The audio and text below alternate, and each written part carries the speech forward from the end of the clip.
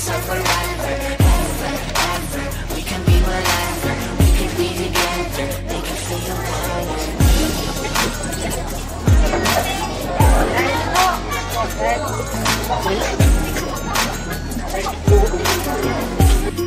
Assalamualaikum warahmatullahi wabarakatuh. Salam sejahtera semua.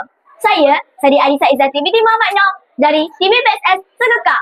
Hari ini kami berada di Dewan SK Karang bagi membuat liputan showcase kefahaman melalui reka bentuk atau projek basic learning bagi murid tahun 6. Dan saya pula Dia Ari Zahira binti Abdul Hafiz. Showcase ini menghimpunkan hasil kerja murid yang kreatif, inovatif dan penuh idea berdasarkan subjek seperti RBT, Sains, Sejarah, Muzik, Matematik dan PJPK. Jom sama-sama kita saksikan kehebatan murid tahun 6 SK Karak dalam menonjolkan hasil reka bentuk mereka. Jom! Marilah kita dengarkan pesanan Jakarta dengan kita bersama-sama mendengar ucapan yang akan disampaikan oleh Guru Besar Soal Bahasa Arab Encik Amaizah Yahya. Majlis yang selalu hormatnya mempersilakan.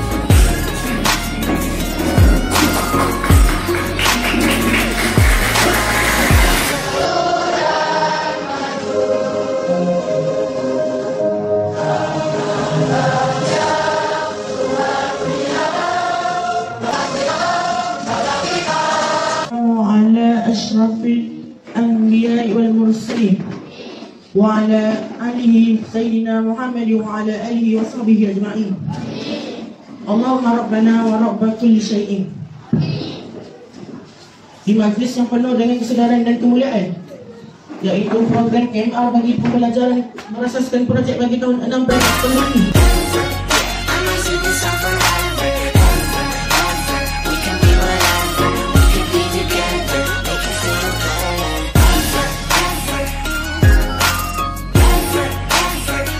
Waalaikumsalam. Boleh tak saya nak tanya beberapa soalan? Boleh. Bolehkah perkenalkan diri dan kumpulan akak? Nama akak Zaimara binti Zahelmi daripada kelas 6 Negeri Senah dan nama kumpulan kami adalah Akak. Boleh terangkan bahan apa yang digunakan dan bagaimana alat ini menghasilkan bunyi? Bahan yang kami guna untuk buat alat muzik adalah penggulung tisu, botol mineral dan bekas makanan, penutup botol tisu. Terima kasih akak. Sama.